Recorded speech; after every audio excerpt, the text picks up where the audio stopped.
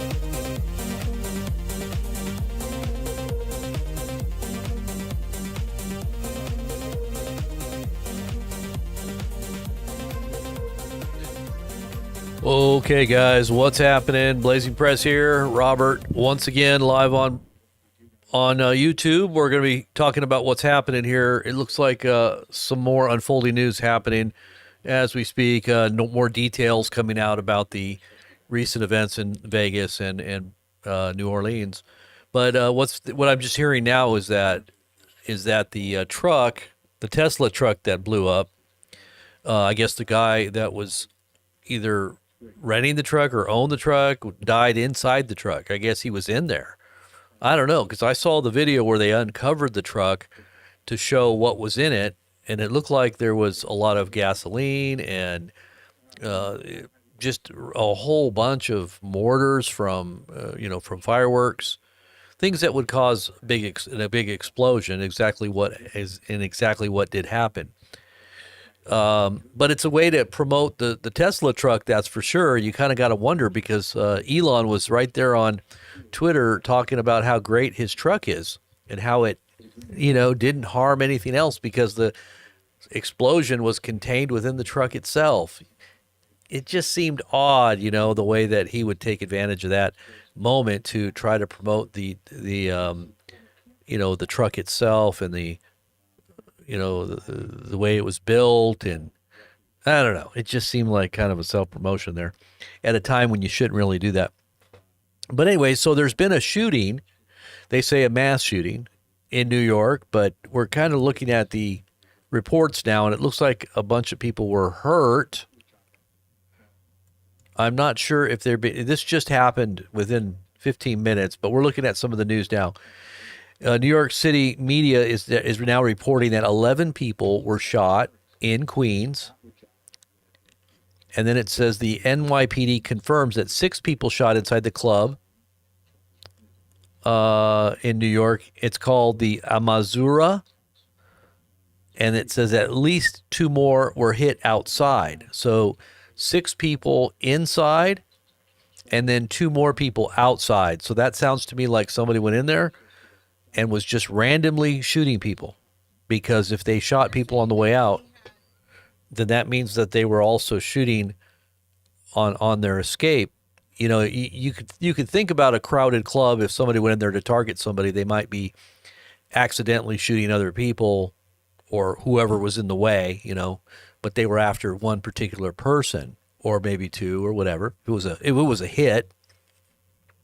But it doesn't seem like that if they're actually running back out and shooting people on the way out. So unless they were shooting police or something, shooting at police.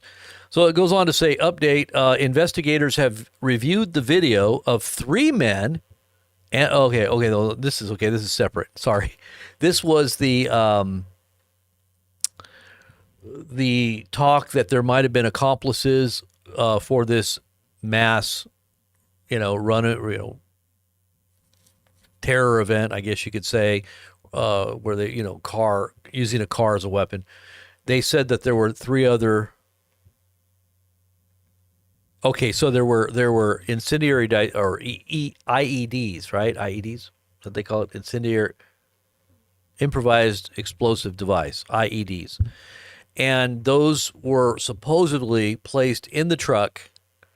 And I'm guessing they didn't explode because they saw video of some other people helping to put it in. There were supposedly 3 men and 1 woman that were placing explosives in the New Orleans attack in the truck. But it says, in addition, pipe bombs have been found in the truck used in the terror attack, and they were wired for remote detonation. Oh, wow. So they were wired for remote detonation. That's interesting. Wow. That's crazy. So the truck was wired as a bomb after it was supposedly, came to rest and remotely could have been detonated. I wonder why that didn't do it, why it didn't work. Maybe the impact? I don't know. That's pretty crazy. The FBI has confirmed in a press conference that they are looking for additional potential suspects. But then I was listening to MSNBC, and they were saying, oh, no, it's just nobody. They're making it sound like there was nobody else involved. And they were trying to make it sound like it was legit and that they made a mistake when they said that there were other people possibly involved. And, the mainstream media is trying to downplay it, which I thought was very weird because they still said they didn't know all the details, so they couldn't really say for sure. But it really seemed like they were trying to downplay it, which I thought was very odd. Yeah, and then there's video here that we've got on the site if you want to check it out on our Telegram page of the actual moment when the truck goes plowing through, and you could see it hitting one person in particular. There was a guy that came on and was talking about how him and his friends, his two friends, went running at the moment the truck came through, and then he breaks down and says that one of his friends was missing. Well, this video is actually showing those three young men, and you can see the one guy didn't get out of the way fast enough. The other two just barely got past that truck, and the other kid didn't. You could tell he got hit right. And that truck was going probably, it looked like at least 60, 70 miles an hour. It was just flying. So it just plowed through so many people. But those two kids got out of the way just barely in time, but the friend went the wrong way. Instead of running sideways, he ran in the same direction as the truck. And you can see in that video that he just got plowed right over. Terrible, terrible, terrible. Another interesting update on this whole thing was that in that Tesla, somebody was telling me, well, it was a Tesla truck. Well, yeah, it was the Tesla truck in the video, but there was also, as I had stated earlier, and the more I looked into it, the more we confirmed this, but the white truck, which was a Ford F-150, and it's called the Lightning Model Edition, Lightning, which is very odd because lightning had struck the Washington Monument. It also struck last night, and it also struck right about 12, right about the time when we went into the new year. It also struck the Capitol building. So you've got video of lightning striking the Capitol as well as the Washington Monument. There was one other place it struck, but it happened to be a lightning strike. So this thing here is lightning. I mean, you can't make this up. The actual vehicle was a Lightning Ford, right? So this Lightning Ford truck, the same exact model, and from what I'm hearing, it's the same people that rented out the one for the attack in Louisiana. And it was right there in front of Trump's, I don't know if they call it Trump International inside of Las Vegas. Same truck is parked right in front of the Tesla. You can see it. It's a white Ford Lightning model. And from what I'm hearing is that it was rented out from the same company by the same person, whoever rented out the other one. So this was an actual operation. And that Tesla was filled up with explosives or improvised explosives. That it had, I think it had some propane tanks in there. It said some gas tanks were in there, propane tanks. There was a whole bunch of mortars, large, very large, what you would call fireworks mortars. Those are, pretty big mortars. They're filled with lots of gunpowder. And that there was a whole bunch of them in the back of the truck. You could see them after they took the cover off. And there was also some cans of like kerosene. It looked like there was a bunch of cans of kerosene in there too. A big can of gas. I think there was some propane tanks in there with a whole bunch of these mortars. So when this thing blew up, it was pretty strong. I'm not sure if there was other things in there. There might have been something else in there, but they covered the thing up with a big black tarp. And when they came back to take the tarp off, there was a drone that flew over the top of it to look inside. The structure of the truck was still intact, but you could see there was a whole bunch of those incendiary devices still in there. You could see what was in there. So we have the video of that too as well, if you want to go and check it out there. That would be on our Telegram page. You can follow us there because we definitely do break down the news as it happens. Now, today we were a little bit behind on the news because we had a really late night and we didn't get up in time to find out all this. Otherwise, I would have been on top of this right in the very beginning. Normally, I'm right on top of these stories, but because of last night being New Year's Eve, we kind of got, we went right past it. Anyways, this was very interesting stuff that's going down here. And also in the news, that Canadian teenager who was affected by the H5N1 bird flu in early November finally recovered. But the doctors or the people, or I don't know what they're called, virologists or people that do research in terms of pathogens, they say this.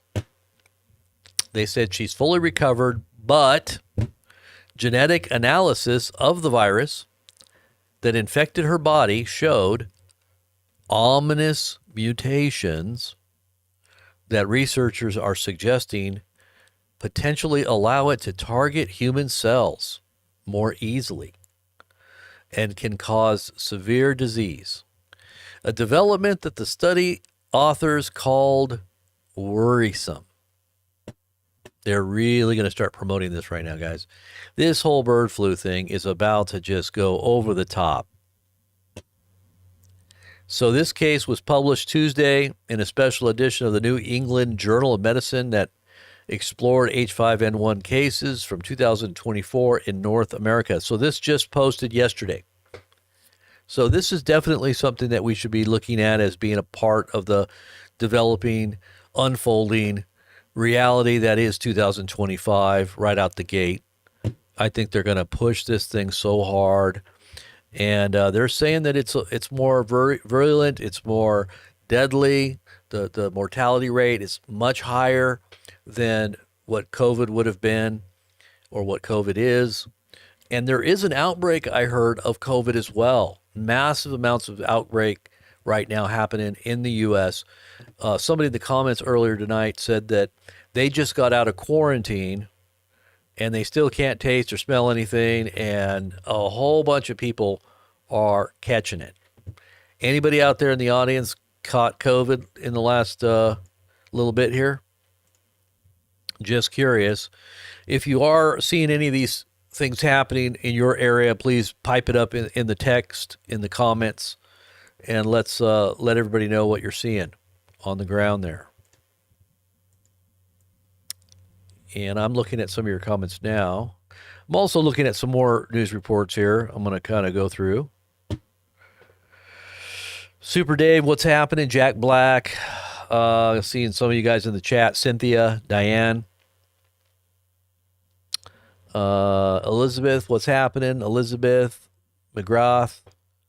Darren, what's COVID? You've been living under a rock, my friend. You don't know what COVID is. I know you're joking. Who else is in the house? Copper Mutant, Reggie, Scott. What's going on, Scott? Cindy. And it looks like Pablo's in the house, and a vampire's in the house too. A vampire kangaroo. Mr. Galaxy Man, Jeffrey J. God bless Jeffrey, what's happening? Diana again. And Amanda. Good to see all you guys out there. There's probably more I'm missing, I'm sure. Rachel, Terry Johnson. All right, so what else we got here? Let's see. There is more. And it looks like we've got, let's see. America is under attack from within. Yeah, that's exactly what Amir This is exactly what I told you was going to happen, guys. I told you the shift would go off of Israel and that it would be put with the whole target of the Muslim world would be America. The whole October 7th thing was actually done not for Israel as much as it was a symbolic, a representative date of something that happened between the United States and in Afghanistan. I think the attack, let me see if that was, what the heck happened on that Afghanistan thing? Afghanistan, it was October 7th. I was looking at this video. You guys have to see this video. If you haven't seen this video yet, go over to, well, you can see it on our YouTube channel. I just posted it. And let me show you guys. This is truly something that is happening now, and obviously this woman is a spook. You know, she's a high-level intelligence agent. It says former, but you know I don't think you're ever a former intelligence agent. I think once you're in the agency, you're always a part of it. But let me just play this for you real quick. It's just kind of short. Tell me what you think on this. If you haven't seen this yet. What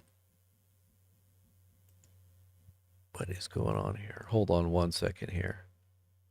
Let me post this for you guys really quick.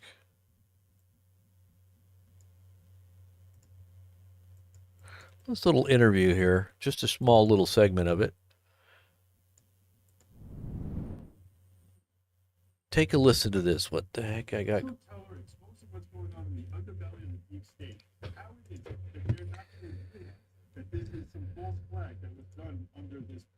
All right, hold on one second here. Let me pull this off here.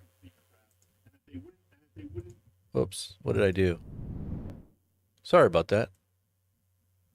Okay. I got too many windows open here. Okay, here we go.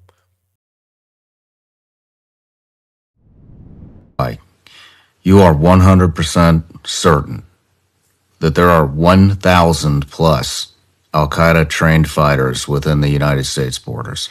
Well, Al-Qaeda says they trained and deployed 1,000 for this attack. First off, I think there's more than 1,000 Al-Qaeda members in the United States. But for the Homeland attack, that number is based on what Al-Qaeda is saying, so they could exaggerate it. However, they did have about 1,400 in the Hamas attack, so the number is not off from what they did in the first round of attacks. How old is this information? I mean, it's ongoing. So the training's already done, right? So all the training info is now old because they trained all the Homeland attackers, if that makes sense. So like next week, you're not going to get info of a Homeland attacker probably at a terrorist camp because it's already done. So all this has been in the last year.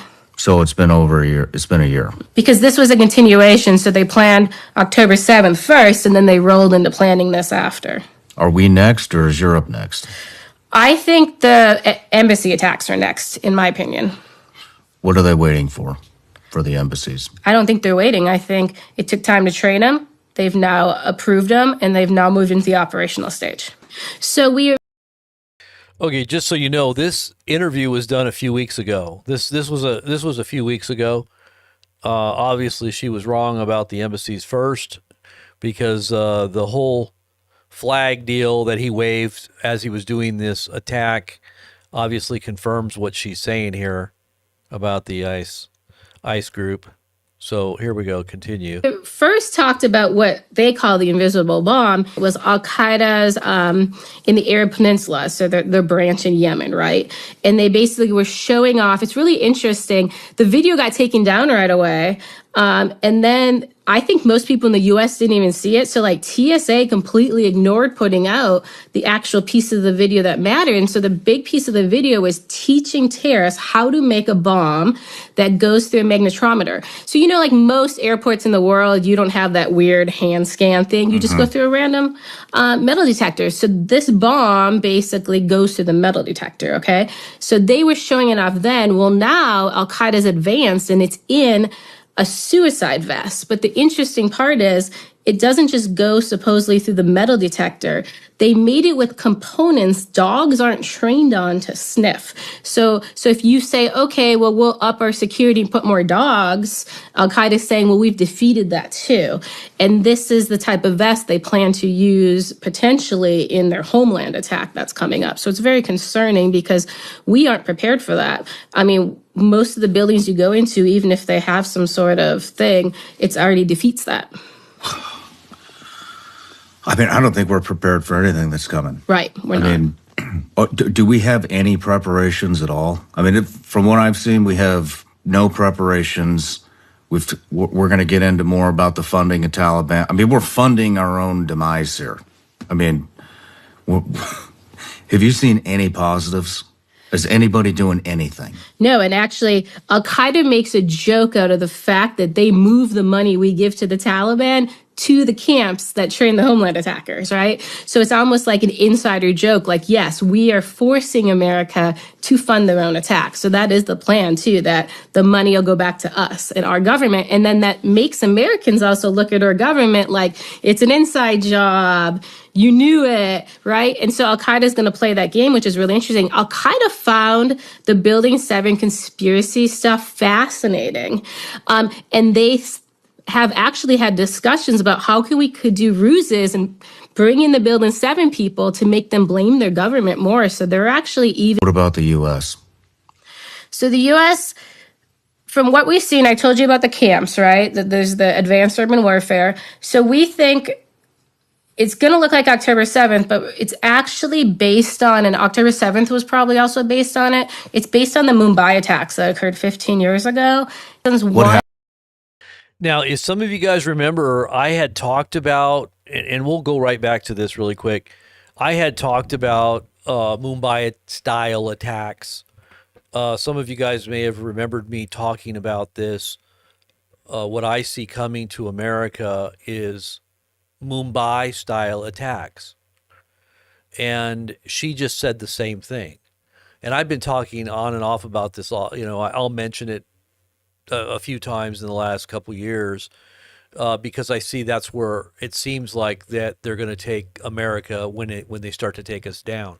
And so, you start off with like what happened in Europe when they had all these migrants, flood into Europe because of the Syria, what crisis was it that caused all the migrants to go into Europe? It was probably the Syria thing, right? Or was it the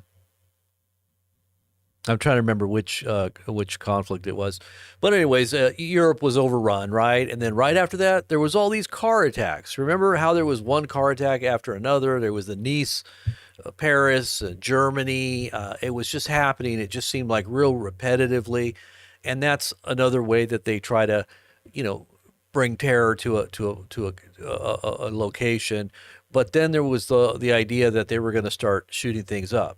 They were going to have trained, and because our borders have been wide open, well, they've probably gotten them in. They probably got teams in. They've probably prepared for these moments because really the whole October 7th thing, and that's kind of like an October 7th thing is like a Mumbai attack, except it was on a larger scale. And it only takes a handful of trained militants to do that type of damage. It's a huge target. It's a huge, concern for just even local police and because it's such a planned and highly trained and skilled group that they might not be able to stop it, just like they weren't able to do in Mumbai. It went on for weeks. Do you remember? If you're not familiar with what happened there, a handful of trained militants came in on little dinghy boats. I don't know how they got to the shore somehow, and they went around the security apparatuses that are there. And it was obviously Western hotels. They came in and they started shooting people randomly, and they would ask them questions like, "Are you a Jew? Or are you an American?" If they were Americans or Jews, they would shoot them. They would just kill them. If they were Muslims, they would leave them alone and they would just move on. And they would go through the hotels, all throughout the hotels and the businesses. And this went on for weeks. and the Indian government couldn't stop it. Their military, even the military came in, and it took a while to root them out because they had embedded themselves so well, and they had it so, had so much intimidation, I guess, but they had other things too. I think they had, I think they had not just, guns, but they had RPGs, I think. I think they had some other things too, if I'm not mistaken. But, think about that happening, and she says the same thing. So listen again. Happened there before we dig into that? Yeah, it was basically a terrorist group, Lashkar-e-Taiba. They did a number, it's called swarming attacks. They did a number of attacks in New Delhi, at a hotel, the Taj Mahal, I believe it was called, at basically the train station, etc. The interesting thing about it, and this is why they're going to employ it now, is those terrorists were given kind of latitude. One, they could change the location they were attacking, and they could change the modus operandi they were using. So, for example, when they went into the train station, it was supposed to be a bombing. When they got in there, they said, wow, we can kill more people just shooting them than putting the bomb together, and they shot them. Another thing that they did is in real time, information was being passed to them. So when they were in the Taj Mahal, they were being told what was on the press and what the police were doing, and they changed basically some of their movements in the hotel. How many people, how many fighters do you think we can expect in each attack? Well, the 1,000 is all of them. So we're calling it's an Al-Qaeda planned attack, but within those 1,000 terrorists, some of them are ISIS because they want ISIS to be blamed. I think the more of the fighter types are going to be ISIS because then if they're caught, then they talk, I'm ISIS.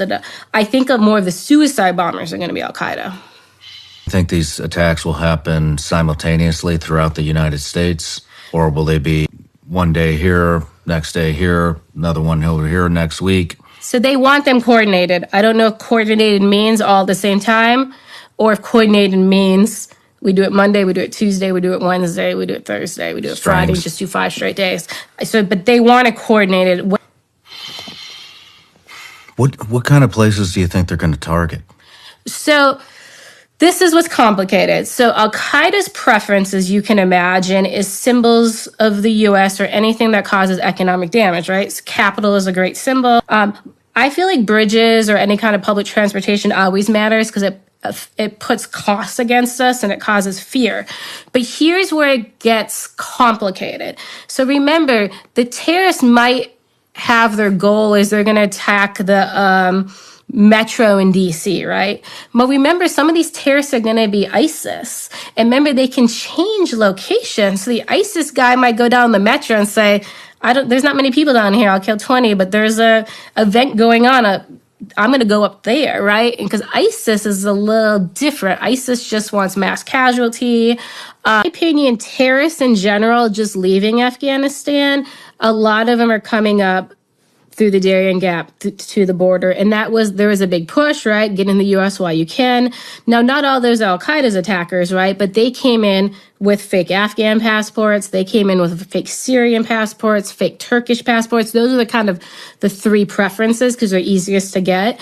And then, if our Border Patrol agents, a lot of them haven't been overseas, right? If an Egyptian shows up at the border with a Syrian passport, is he going to know that person was Egyptian? I mean, his passport says Syrian, right? Yeah. So we have that problem. But then Al-Qaeda wants to embarrass us again, like they did with the 9/11 attackers. And they've trained clean terrorists, right? From Saudi, Kuwait, Jordan, etc. And they want them to get legitimate visas. So we can't trust our system again. So we have both issues going on. A lot of these terrorists are coming up, right? And there still is the problem of lone wolves. There is the problem of we have terrorists in this country now where those members have never been in this country, right? We don't have any idea what their intent is.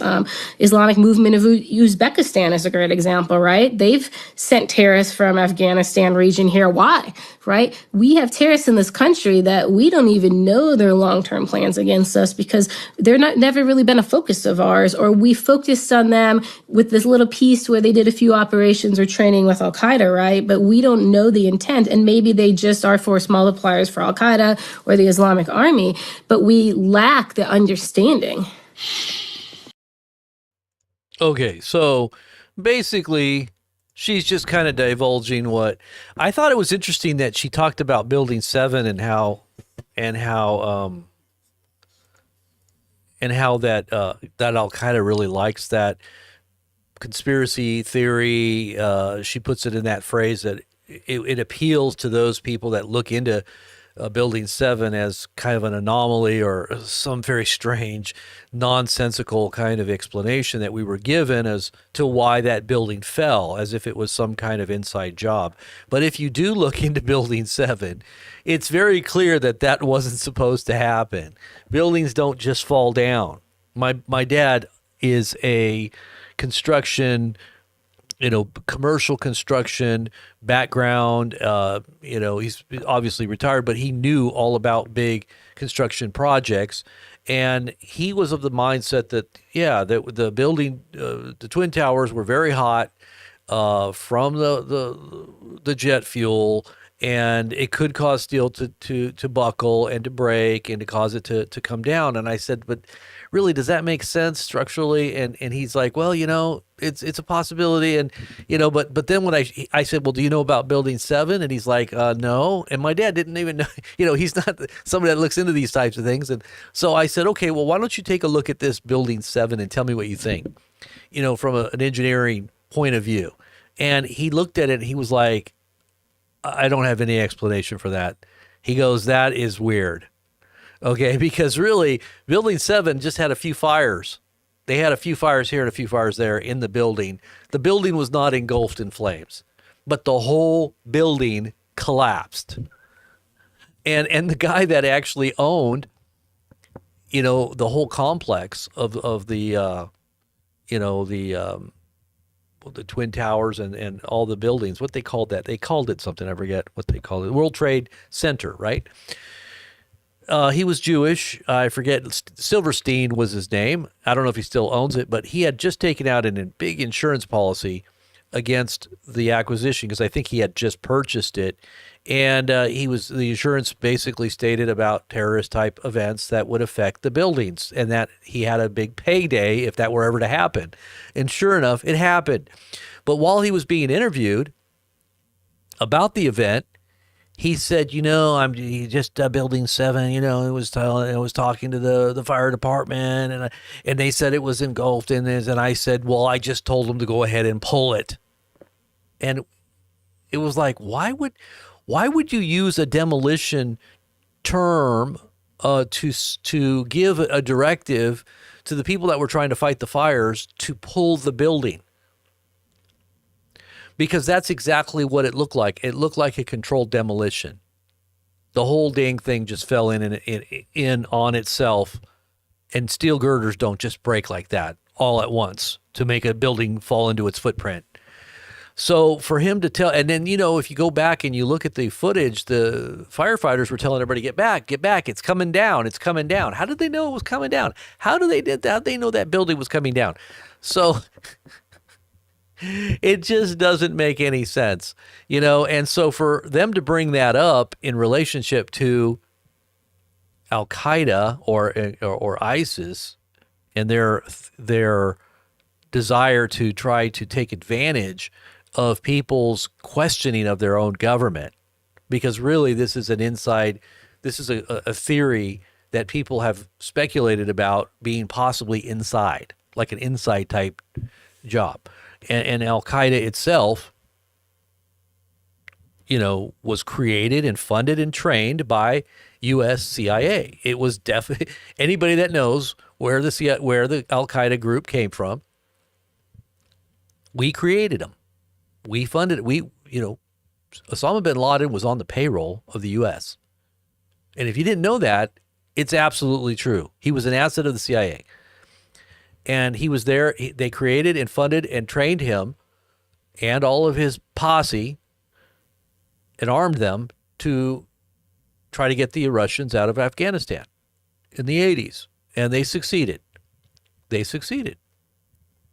made the Russians leave. They basically, it was like a war of attrition. And, they were being funded and trained by the U.S. and they had the ability to cause the Russians to finally give up and leave. So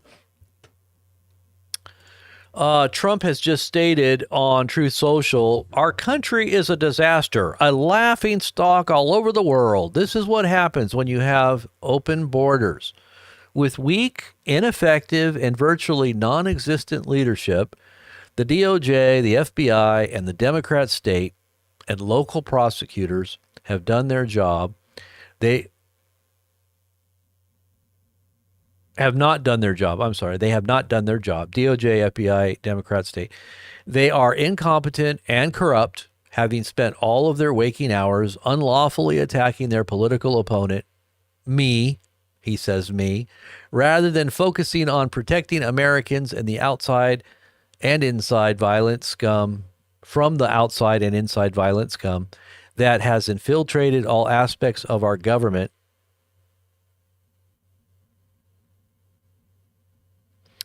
and our nation itself. So he's basically saying the government is violent scums from within and from without. Democrats should be ashamed of themselves for allowing this to happen to our country. The CIA must get involved now before it's too late. The CIA must get involved? What? I don't understand. I thought they're not corrupt. Everything else is corrupt except the CIA? Really? The U.S. is breaking down. A violent erosion of safety, national security, and democracy is taking place all across our nation. Only strength and powerful leadership will stop it. Now, this is why he said he was going to be a dictator, because, like I said, I've told you guys the scenario of the way this was to unfold for the last 4 years. And has it not happened exactly like I've told you?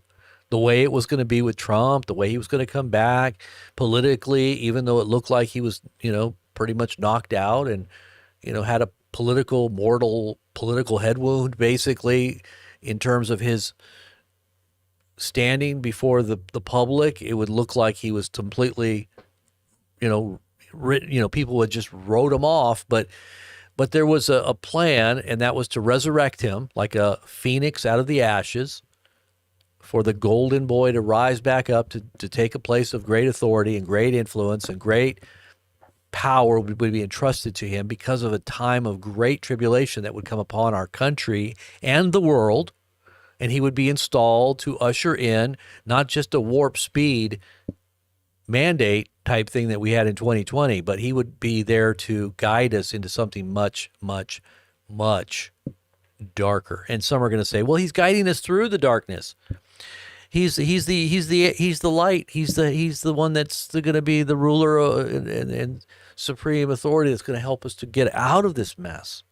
But if you look at it as a Hegelian dialectic, as those that control the real levers of power, what happens if he's really a part of the problem? He's actually made the deals with those that are in the very high echelons of power and that are really guiding perceptions and thoughts and news events, and they make things happen and they make things not happen. They basically control everything. It's like WWE. It's all scripted. There's an outcome. There's a winner, there's a loser, and then there's a new rumble in the jungle, and then there's a big comeback kid that comes back, just like the New World Order. Like what was it? Hulk Hogan, he was a part of that New World Order, the NWO, and look at Hulk Hogan. He was promoting that whole concept through WWE. And look at who the greatest voice for Trump was at the at the convention. It was WWE. It was Hulk Hogan, brother. It's all a stage. It's all an act. It's not real. It's fake. I keep telling people, why do you like fake stuff? My brother was really into into wrestling, and I always wondered, why do people watch wrestling? It's fake, but everybody gets so emotional. They pack out stadiums. They pack out the the biggest stadiums in the world just to watch these guys play pretend like they're wrestling. Now, I'm not saying that they don't get bloodied up and they don't hurt each other at certain times, because they are playing around, but they're really playing rough. But there's a scripted outcome. And that's what I'm saying about the politics. It's all scripted. It's not real. Jesse Ventura, who used to be a part of the WWE, World Wrestling, I don't know what it stands for, World Wrestling something, I forget. And he was called Jesse the Body. Remember Jesse the Body Ventura? And then he ended up getting elected to the Minnesota as a Minnesota governor. And, he did stuff with conspiracy. He had a show called Conspiracy Theory, and he looked into the depths of these. He was an independent. He wasn't really a Democrat or a Republican. But he talked about how that politics is very much like WWE. He said, we never hated each other. We pretended like we hated each other. And then we would pat each other on the back after it was all over, and we'd go have some beers and go out and have fun together. He said, we were all friends. But it was just an act out in the public, so everybody would, get caught up into the drama of everything. He goes, it's the same thing in politics. He goes, there's no difference. He said, there's the Democrats and the Republicans, they're all the same. They're all there. It's a uniparty. That's why he left the country. Jesse Ventura is a citizen of Mexico. He hightailed it out. He hightailed it out of the country. Now, I don't think he likes Trump, but I just think it's really interesting when you really look into the depths of what's going on here. You got to wonder if some of this stuff is orchestrated. I mean, look at this. This is a great advertisement for Tesla trucks and Tesla technologies in cars and electrics, because of how powerful it was able to contain this explosion. And it didn't even, listen to the narrative, it didn't even harm Trump's building. It didn't even break the glass, because the Tesla held the explosion in. The terrorists didn't succeed. It's just like that. That's the narrative. It's like, it's all, I'm telling you, it's just like, it just seems so planned and orchestrated to me. I'm just telling you what I think and what I feel about this. But I pretty much predicted and tracked and kind of forecasted what I saw would come, and it has happened very, very similarly to what I expected.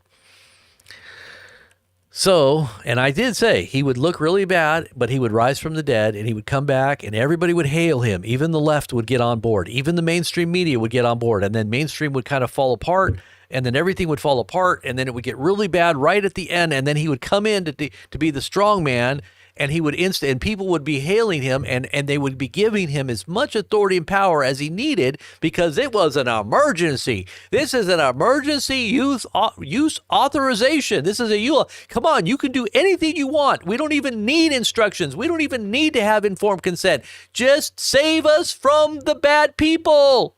We're scared out of our minds. Trump, just save us. Do whatever it takes. And Elon, chip us all, please. We trust you. We trust the technology to save us. Just chip us all. Put it in our brains and just whatever it takes. As the former Prime Minister of England said, I always call him Bedhead, Boris Johnson, the Bedhead, as he said, we'll have little nanobots swimming through our veins and arteries. As an armada, as a Star Wars armada shooting down and killing all disease. He just can't wait for this technology to just really, and it's already happening, he said. We've got Star Wars armada nano technologies swimming through our veins and arteries. Literally. And they have all, I mean, gosh, I could go into all that. I just This is it. This is the last days, guys. I hope you understand what this all really is shaping up to. It's fulfilling prophetic events that are chronicled in your Bibles that have been forecasted for thousands of years, literally going back 3,000 years. Some of these prophecies going back in the Old Covenant, the Old Testament, and Jesus himself giving these prophecies, as well as John, the Revelator, and Peter, and these are all clearly defined. The whole thing about Hanukkah. The Hanukkah is we're in Hanukkah right now. We've got one more day left of Hanukkah. There's a huge, and I like to say, like Jonathan called it, a mystery of Hanukkah and what it means about the last days and the man of perdition, the son of perdition that would come upon the scene at that certain moment. It's connected to Hanukkah. And I'll just give you a little snippet. We're probably going to go into the deep dive over on our Patreon page. Well, we always do. We do share a lot of stuff over there on our Patreon, but I'll just give you a little snippet of what we've been talking about. So the 25th of Kislev is the beginning of Hanukkah, right? It was the day that the Maccabees were defeated and the temple was desecrated by the Greeks, by and I always say his name wrong, Antiochus Epiphanes, which really means the revealing of a god, right? He believed he was God. He believed that he was to be worshipped as a god. He believed that he was the incarnation of Zeus. And so what did he do? He desecrated the temple by erecting a statue unto himself and also supposedly sacrificing a pig on the altar. And that was called the abomination that causes desolation. Jesus said, when you see the abomination that causes desolation standing in the temple, let the reader beware, right? Okay, but that already happened, right? That happened already. Why was Jesus making reference to this in relation to end time prophecies or events that would take place in the future? He not only predicted the destruction of Jerusalem in AD 70 for their rejection of his messiahship, that he came to his own and his own received him not, but he also forecasted a far out date into the future about what would happen at the culmination of the age before he was to return, right before he was to return. And he connected it to the abomination that causes desecration, the festival of lights, the cleansing of the temple. So what happened? On the 25th of Kislev, the temple was desecrated. 3 years later, on the very same day, the 25th of Kislev, according to the Jewish calendar, it was reclaimed and it was cleansed. And the miracle of lights, the festival of lights happened. And the Jews repelled the Greeks. And they were able to secure their own independence and their freedom with the help of God and the miracle of the provisions of what they needed to sanctify the temple, the holy fire of God, right? And the oil that lasted 8 days, miraculously, happened on the 25th of Kislev 3 years later. Well, what happened on Hanukkah 2020, Kislev 25th? It happened to fall on December 11th in 2020. And that was the day that the issue was given for the devil juice, I'll just say that, the mandated devil juice to be given free reign in every person's veins and arteries, right? And that's a technology that they say has there's nanotechnology in it. And according to Elon Musk, you don't need to chip your brain with some kind of invasive surgery. They can insert this neural lace that would, technically make you into a cyborg, which would basically coat your cerebral cortex and make it an interface for the AI of the Internet of Things, the AI connecting you to the AI of things, or the Internet of Things, but you become the Internet of bodies. And the way that happens, he said, is through your veins and arteries. He says, we can just inject it through your veins and arteries. We don't need to do an invasive surgery. So you don't have to put a chip in my brain? The guy says, no, we can actually just put it through your jugular vein. And your blood is a great source of energy, which causes these things to, the technologies that are nano, which are like little computers. And they have a MAC address too, guys. Did you know that? That's why they have MAC addresses out in the graveyards, out in the middle of nowhere, for people that have died, because they're still emitting what's in their bodies. And what does this do? If you don't know about these technologies, haven't done research into this, you'll think that this sounds like far out space, sci-fi kind of stuff that's not even real. But all the patents are there. All the technology has been talked about, and it's being rolled out as we speak. And this is what this is. And this is why round 2 is coming. But they have to push it. They did it the easy way, trying to coax people into taking it, and then they kind of coerced people toward the end to take it, and they threatened you with your jobs and not being able to go to church and not being able to go out anymore, and everybody was locked down, and that was kind of the coercive end of it. That was the stick. They first kind of dangled the carrots. Oh, well, it's going to be just fine. Just take it and we'll all be good. Like here's some hamburgers and joints for jabs, and you want some candy, children? Well, just take some candy, and you'll give you free, and here's $100 if you'll do it, or Big Macs and fries and whatever other vice you have. Gambling? Well, we'll give you free lottery tickets. You like gambling? Here you go. Just take your jab, and we'll give it to you for free. We'll give you all this stuff. It got to the point where they actually were giving you $1,000. At the end, they were paying people $1,000 to get it. I mean, they really wanted you to get this, even though you didn't know what it was, because it had no informed consent, no inserts, nothing to be able to tell you what it was. But it was an emergency. It was an emergency. And this is what's coming, another emergency. And you're going to be guided by fear to do whatever they say, or guided by depression and worry because life has totally and suddenly taken a terrible turn, and you might not even be able to find food in the stores again. Buy and sell. Don't you want to buy and sell? Don't you want to be able to go to the grocery store? Well, then here, just take this. We got your digital ID. Everything's connected there. Every bit of information about you is now going to help you. I mean, if you go to the actual website, or you go to the Google search Microsoft and you type in 060606, it's a patent. And it is a real patent.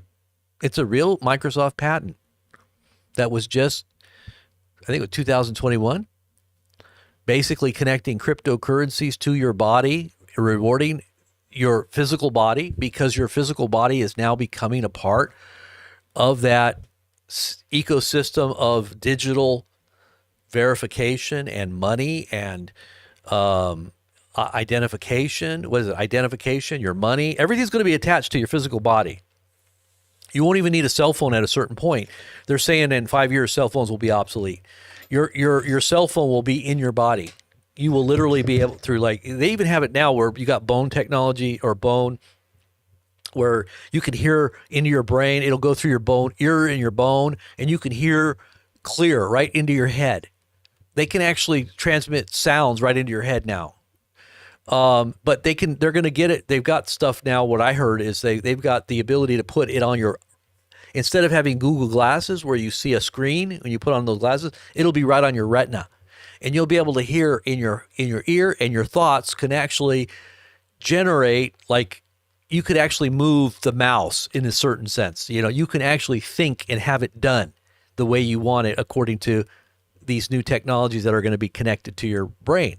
But it's all this nanotechnology that is so, like, alien. You got to wonder if all these orbs and all the stuff they're talking about, this disclosure, and Trump's talking about the people in space. He literally gives credence to it on Joe Rogan's show, talking about the disclosing that there are aliens in space. He calls them the people people up there.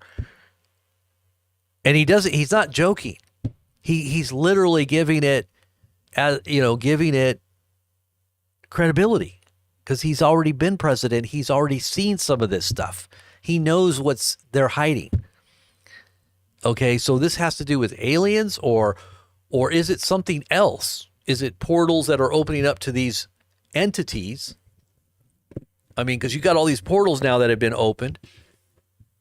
You know, the whole thing with the portals opening up with the Vatican. At the same time, CERN had an article out last week or a week and a half where they had basically, they were doing some experiments, and they had this portal, they say, that basically shows how science and magic are one. They called it magic. And I read you guys the article on that, right directly from CERN, the Hydrogen Collider. And they say that thing is to open up portals to other dimensions. And this is a scientific thing that's going on. This isn't just like some mumbo jumbo, some guy meditating in some room trying to, get into altered state of consciousness so he can contact the beyond, the dead or something. This is a literal, physical, technical, machine that is literally colliding neutrons and protons. I don't know what they're doing. They're colliding them at light speed to recreate the Big Bang or in miniature, and basically to try to find a God particle. That's their stated goal is to understand the God particle and to open up portals so that they can get into other dimensions. They said something came through this other dimension already. They're talking about these entities, and they even call them entities. So if you don't know about all that, that happened at the same time that the Vatican was opening the portals, at the same time that you're seeing all these drones and orbs and everything else people are freaking out about. And on the heels of this, you're seeing all this weird fog coming in all over the place. What is this fog coming? What is all this talk about fog and this? I mean, there's a weird movie out, a couple of weird movies about fog, predictive programming from the past. And if you go watch those, you kind of wonder, man, maybe this is what this movie was all about. And maybe this crazy weird fog. But putting it all together, it kind of makes a little eerie sense. But in going back to the cell phone technology, when they talk about the 5G and they got 6G coming, but they say that they can control these nanoparticles through radio frequency in the towers. So you wonder, is those towers, are they for something else other than your cell phone? Is it to do things within people's bodies that they're transmitting? Because they got these things set up all over the place. Well, listen to this. If you haven't seen the movie Cell, Cell, you can go look at the trailer on YouTube. It talks about this, and this is with Samuel Jackson and that other guy. They're always in these weird movies too. The other, what's his name? I'm trying to remember that guy's name. Anyways, he's the guy that's always in these really weird movies. Let's see if this is Cell movie cast. Let me see. I think I'll remember his name when I see it. Okay, here it is. It's John Cusack. Samuel L. Jackson and John Cusack. And he's in all of these real creepy kind of New World Order movies, kind of like predictive programming, kind of like the other guy, Nicolas Cage. He's always been in these very strange kind of predictive programming movies that kind of forecast things that are to come. They call it predictive programming. Anyway, so he's in this movie called Cell. Just type it in, CEL, and then movie on YouTube, and you'll see the trailer. And what these towers are doing is they're literally controlling people, and then they use them as they become like a node. And this is exactly what the technology is doing. You become a node, a transmitter and a receiver through the technology that goes into you, and you become a part of the Internet of Bodies, where the Internet is in you. That you become literally like the hard drive. You're like your body becomes the hardware, and then they put the software in you, and then it connects it to your physical body. This is why the fourth industrial kingdom, or the fourth industrial revolution that Klaus Schwab talks about. I believe it's the fourth kingdom that the Bible says is the fourth beast kingdom. That is the most wicked kingdom that is ever going to exist on planet Earth. And what is it about that kingdom that Daniel says it represents when he talks about the big statue? There's 10 toes, right? Half of them are clay and half of them are iron, but they don't mix. And he's talking about the wedding and the singularity that they're talking about, where technology begins to wed with humanity, where we become like cyborgs. Well, it doesn't work. And they think that they're playing God and that they're going to somehow bring about a utopia of a technological utopia where we never die because we basically kill and get rid of the death gene or the aging gene, right? So we just don't die because we get rid of that. We edit it out, right? And we can do everything with all this technology, they say. And now with quantum computing and AI, it can basically solve all these problems of like death and calculations that would take if you were to calculate it according to light years, 10 light years would take a regular computer system to calculate a problem. Well, these new quantum chips that are called Willow, these new quantum computing chips, the new one out is called Willow, will do that calculation in 5 minutes.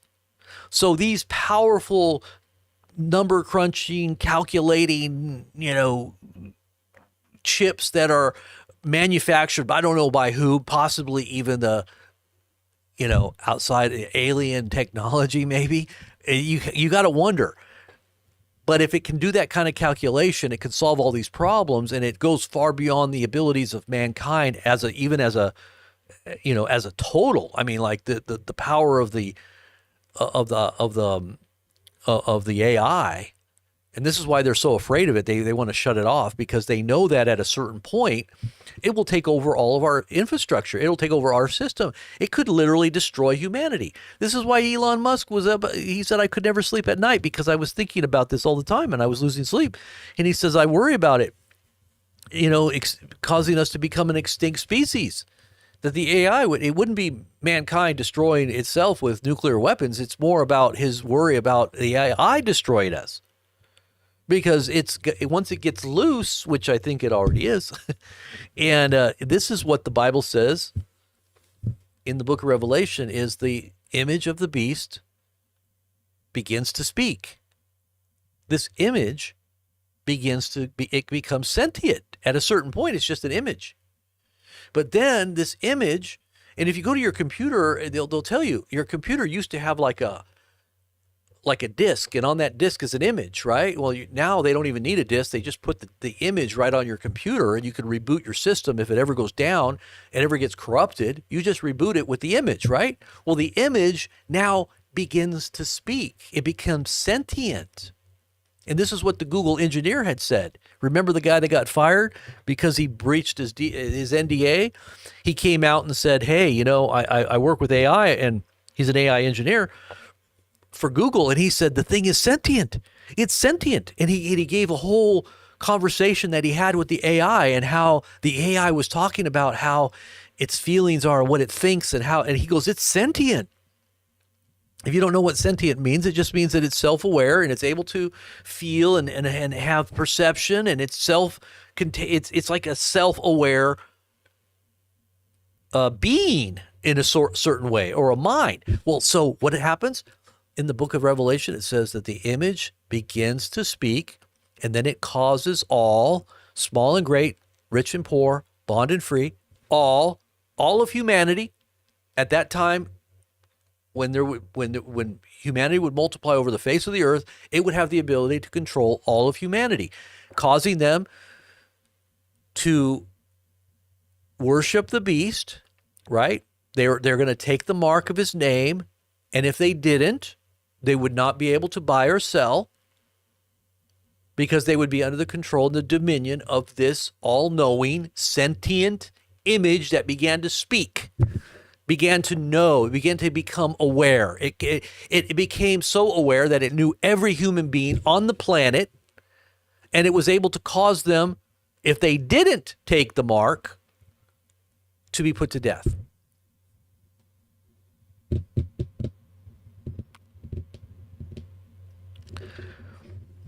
So does the Bible seem a little bit more real to you now than Hal Lindsey in his explanations? Isn't it? It is interesting that, Hal Lindsey got everybody all caught up in the beginning in the 70s into prophecy, but it never really made sense until the last 5 years when we all started figuring out all the technologies that are here. Because now it makes more sense. Now everything seems to be falling into place. How many of you guys are following the storyline here? Where am I at here? And do I still have my studio up here? Where's my studio? Here we go. You got to be a pureblood. Exactly. You got to be a pureblood.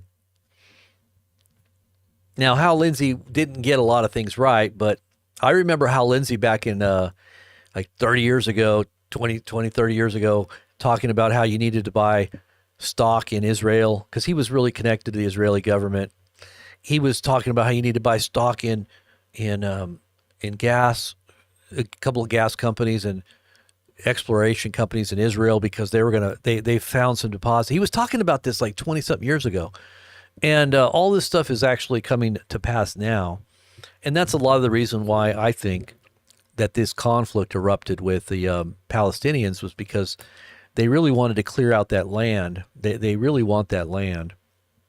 And that land is very valuable in terms of deposits right off the coast, not to mention the Ben Gurion Canal that they want to cut right through there. They can't cut right through there if there's a bunch of Palestinians living there. But anyhow, so yeah, AGI is artificial general intelligence. It's a type of artificial intelligence that matches or surpasses human cognitive capabilities across a wide range of cognitive tasks. Yes, and the exponential increasing awareness and knowledge that it gains, it's literally exponential. It just continues to. It's like gobbling up everything. Like, for instance, the Aladdin. You guys know of the AI bot that's called Aladdin? It was basically a part of BlackRock. I think it's BlackRock. And the guy that Larry Fink basically, what really saved us from the 2008 collapse is the AI. And people didn't realize it at that time, but this thing continues to grow and accumulate and basically assimilate companies where they all do what they're told by the AI. And so you got all major corporations now are pretty much like Amazon, eBay, PayPal. I mean, you got major corporations that are around the world that are literally submitting to this AI bot called Aladdin. And what it does is it basically tells everybody what to do on how to invest and what to dump or what to keep or what to however they do it, their portfolios. And they basically have been taking over and this is probably a part of the plan too to collapse everything too, who knows. But they've acquired what was it $25 trillion in assets, and it totally increasingly have taken over the economy, right? The same thing goes for Saudi Arabia. They have the same thing over there. It's called Sophia, and they made that AI bot a part of the it became a citizen. They gave it citizenship because it's such an integral part of their economy. So you can look up that, AI bot Sophia or AI bot Aladdin and just type it in. And there's a real interesting video on this. I probably have it in here. I probably can't show it though because it is this video is going to be completely smited by YouTube, I'm sure. There's just too much stuff that I've shared with you guys, but I feel like it's so important to get this information out to as many people as possible. So that and this is just some of the stuff that we talk about on our Patreon page. So if you want to become a supporter of our channel, which we really need supporters, and by the way, there's been a couple of you that stepped up and helped out to get us further along to meeting our goal. And we definitely are on, we are trying to play catch up here. And we've been just trusting God, and he's coming through. Thank God at the last minute, like he always does. And I just want to say a big thanks to a couple of you out there just in the last day or two that just popped up and sent a donation. But get a part, become a part of what we're doing, either donating or becoming a part of our Patreon community, because I really just invest all my time and attention to what is happening here, and making sure that we do this together. See, I'm kind of doing this too. I'm going to be opening up phone lines. Does anybody want to make a phone call? Like, we can do this. I'll just test it out right now if you want. But I got the open phones west of the Rockies. I've got a wild card line and a East Coast. No, I'm just kidding. But I do have a phone. I do have a phone that we can post. You see that? Does anybody want to make a phone call and have anything they want to talk about? Let's just try it out. I know I've done this before where we take phone calls. Let's see if I can get my phone open here real quick. Oh, yeah, this is it. Yeah, if you want to make a phone call and give me a ring and you have something you want to talk about, you got a phone number right there. We'll just do a few calls. I don't want to go too deep right now because it's kind of late. But anything you guys want to talk about, you got some thoughts you want to get out there, you want to share a testimony, you want to praise the Lord. I don't care whatever it is that you want to talk about or say, you come on. Now, if it's something that's offensive that I might have to censor you, I might have to take out my big hammer and because I'm not screening any of these calls, so don't ruin it for everybody. Otherwise, we'll stone you. As a community, don't mess around. The trolls always made the show in the past anyway. I used to take calls all the time. Yep. So anyways, if you decide you want to call, just do a little ring-a-ding there. And I think I have my phone on. Can it be heard? Somebody try it and see if it works. Let me see if I think it works. Yeah, it works. It works. So anyways, let's see what else we got. I'm looking at some of your comments here. Do you have Chime or Apple Pay? I do have Apple Pay with the store that we have, the online store, but we're not really doing the online store, but hey, I can still do it. Somebody's calling. Hello? Tom. How's it going? Is this John? Tom. Hey, Robert. Hey, Tom. What's going on? Well, I'm watching your live chat right now, your live show. So I'm real concerned. Like, we've got Syria getting taken over, with the help of Al-Qaeda. They call it HTS.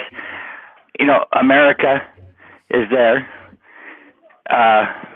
And I'm just watching Sean Ryan talk to a CIA agent who says that we've got over 1,000 Al-Qaeda in the United States doing coordinated attacks. That's pretty scary. It's pretty scary. Isn't that kind of scary to think about? Yeah. Especially with the open border, we might even have more than that. Yeah. She says, well, we've got more than that here. We have plenty more than that, but a team of 1,000 are actually doing coordinated attacks. The Super Bowl could be a disaster. Man, I pray that nothing like that happens.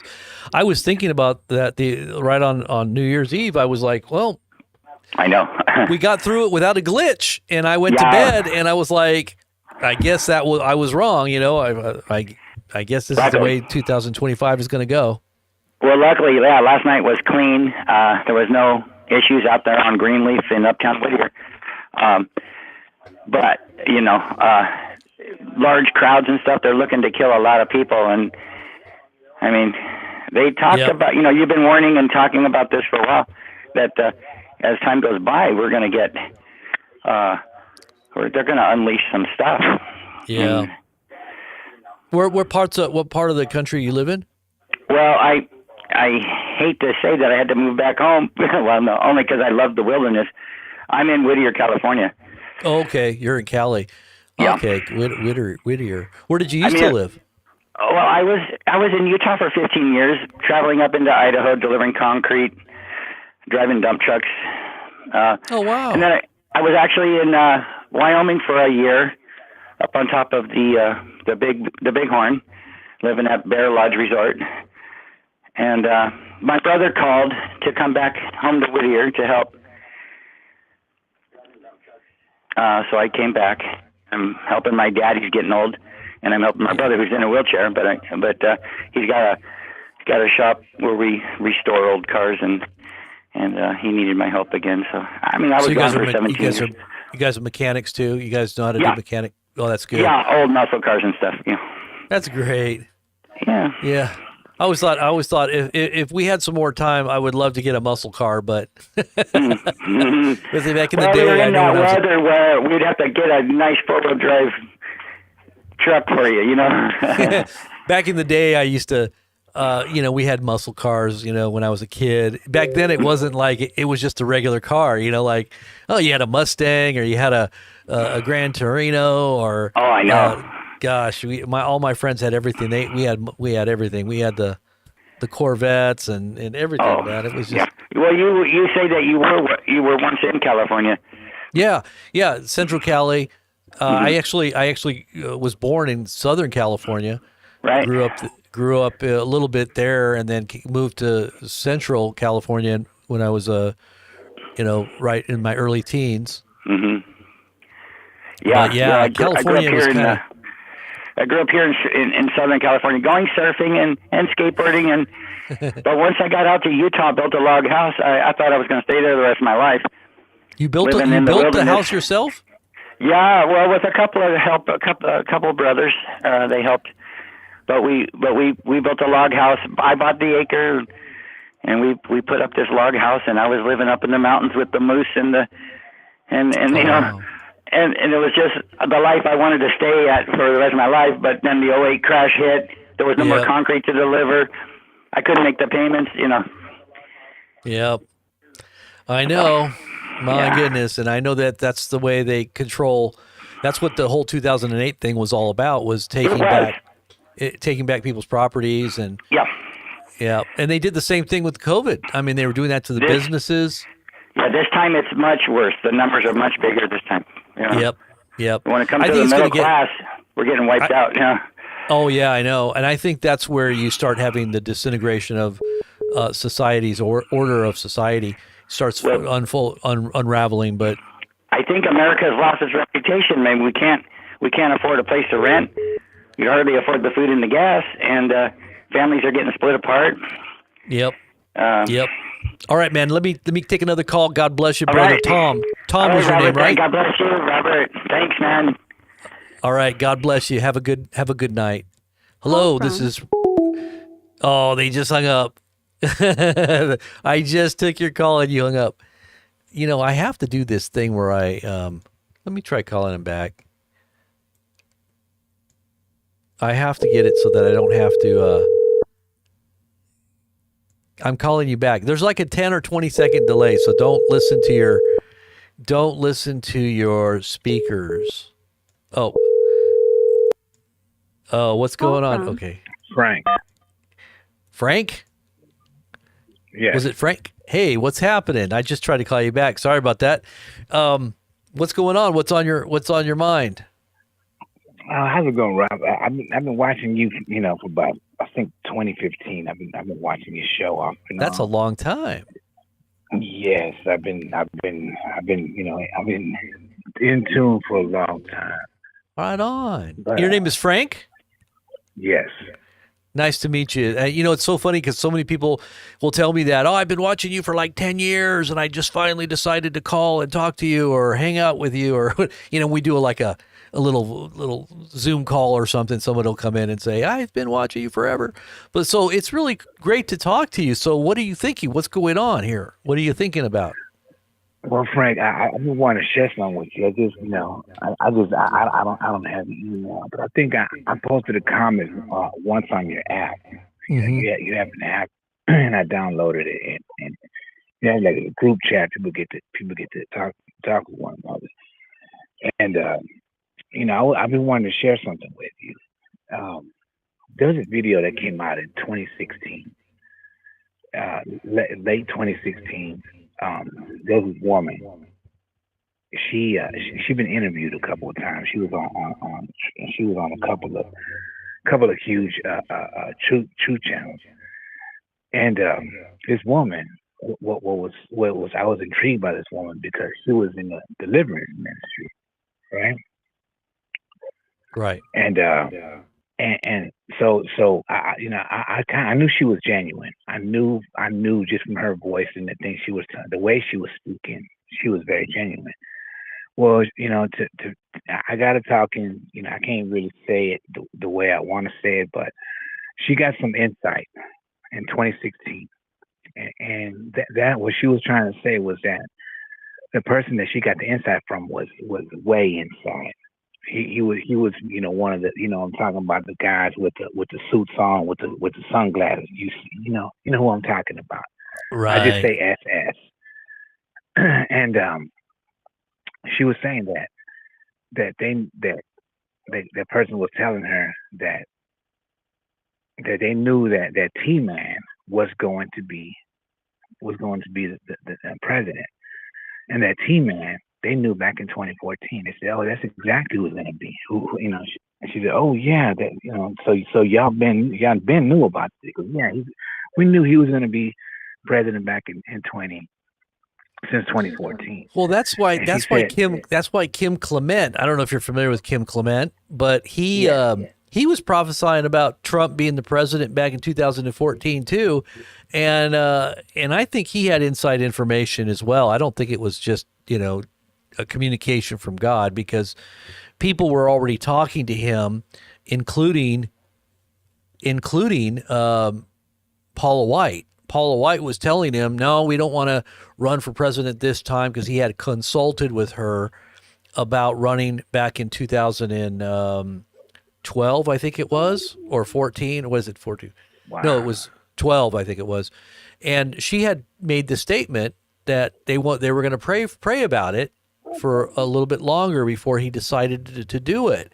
And then 2016 came around, and she's the gal that he says is his pastor, well, a spiritual leader or spiritual counsel that he goes to personally, and she was the one that actually did the inauguration as well. And so she knew, and a lot of these spiritual leaders know Paula White, and Kim Clement was having these pretty clear and very supposed revelations about Trump being president. And we talked all about that back in 2016 when Trump was running, and he was in the process of going through the all his rallies and his before he actually won. So we were talking about that and saying, there's a really interesting man by the name of Kim Clement, but you got to really test the prophecies here, because even if he's accurate, even if it looks like he knows something, that doesn't mean it's from God. We always are very careful, and we don't want to follow someone just because they have some kind of ability, Otherwise, we'd be following all kinds of, soothsayers and occult people that know things from the occult side of things. You can get information from the occult, from the devil. The devil, there's powerful entities that people consult that give them information about things that are happening beyond our perception. And just because you have information like that doesn't mean anything. Doesn't mean that it's from God. It just means that you're using a sense that you're probably not supposed to exercise. It's a forbidden. It's like the forbidden tree. You're not supposed to eat of that tree. Then the tree of the tree of wisdom or the tree of life you can, but don't go after the tree where the devil is, because the Lord says don't do that. I've got something much better for you. Why don't you listen to what I tell you? The Lord says, right, instead of you listening to what the devil says and getting information that's forbidden. Right? That's what happened with Saul when he consulted the witch. He shouldn't have done that. But anyways, I'm sorry I went off on you there, but so you were saying that back in so she had information about Trump possibly being a president. Yes, and this is in 2016. Mm-hmm. So if I would have known that well, 2016, that was when he became president, though. Yeah. Well, he was already running. He was already running, but she had found out earlier that year. Oh, in 2014. Yeah. And so this is the part. This is the part that always stuck with me. Okay, is that she said one thing. She said that once T-Man was gonna come into power, that he was gonna do a roundup of all the right wing, the illegals. Oh, the illegals. Yeah, no, he's gonna do a roundup of all the illegals. And that he was going to start in the major cities, and then he was going to declare MART, and LAW. Right. Okay, and that was going to be he was going to start in the major cities, and then from there it was going to trickle down. So what got me was that, and when she said that it's not going to cause an economic collapse, it's going to cause an economic catastrophe. Mm-hmm. So when she said that, ever since I've heard that, I thought about it like, if he's gonna do that, okay, he's gonna come in, he's gonna do a roundup, and then he's gonna declare the M law. Once he does that, the economy's gonna collapse, everything's gonna go to crap. So if you think about it, it kind of makes sense. Why do you think they took him? Because to me, all T-Man is plant. He was planted there. Mm-hmm. Right, he was planted there. That's all he is a plant. I do believe that he was born for this exact moment. He was. I do too. Born. I do too. Yeah. So if you think about it, it kind of makes sense. It kind of makes sense, Rob. That he came. The economy looks good. Yeah, he put the warp speed out. Okay, he said put the board. He had a strong border. And then. But you got to see, like you said earlier, the Hegelian dialect. So then they take him out. They put Joe in. Joe comes in. Everything falls apart. He allows them to pour in. Once they pour in, okay, now everybody's screaming for Trump to come and to kick him out. Does it make sense what I'm saying? Absolutely. Absolutely. It's orchestrated. Yes, exactly. So it kind of makes a lot of sense. But honestly, let me tell you one thing. And I believe the ones that have came in, I think they are sitting there. They're sitting back. They're waiting for T-Man to give them the green light to wreak havoc. Okay, and I think a lot. And the sad part about this is what gets me about with T-Man is that I believe there's a saying: keep your friends close and your enemies closer. I just told my wife that. Yesterday, I told her that very same phrase. I said, keep your enemies close, or keep your friends close, but your enemies closer. You're absolutely right. Yes. And I believe that Satan is using Trump to get all the conservatives, the Christians, and all the people who believe, all the. And Trump has them eaten out of the palm of his hand, and I'm baffled by it. Oh yeah, these people have no discernment. They have no discernment. Okay, they've exchanged their faith. They took their faith off of Christ and completely put their faith in man because they don't want to leave the comfort. They don't want to leave their comfort zone. They don't want to sacrifice. They don't want to pray. They don't want to believe. So they rather sit back. They watch everything get railroaded and just hoping Trump is going to come and save the day. But the sad part is that, all he's going to do is come put the last nail on the coffin. Does it make sense what I'm saying? He's telling everybody. He's telling everybody that on day one he's going to do the largest domestic deportation operation in American history. And a lot of people they can't read between the lines. He's telling you blatantly. They can't. It doesn't make any. It makes perfect sense for anybody that understands the way things work when he says, I'm coming in to be a dictator on day one? And then they question him and he's like, well, I'll just be a dictator for one day. Yeah, right. Like one day dictator. No, you're going to round everybody up. That's not going to take one day. You know, when you say you're going to deport, and I'm not saying that, you know, that there shouldn't be some accountability for all these people that came in illegally, but how does that work once they're already in here? Okay, you shut off what? You shut off all their payments, and then they, you know, obviously there's going to be all kinds of oh, did I lose you? I lost you. That there's all kinds of illegals that have come in under the you know, the terror people that have come in as well. And, you know, they're there for specific reasons. Some people came in because they wanted all the freebies. They thought they can just skirt in and get past having to do anything to become a citizen that you might have to normally do, going through the line, and he wanted to cut and get in front. And then there's others that just, you know, they just want to have a free-for-all and commit crimes because, you know, hey, there's all kinds of rich people in America that you know, all the gang members that came over. But you got to be thinking about the other ones that want to do us harm. You know, there's obviously good people that have come in that just want to get a better life, obviously.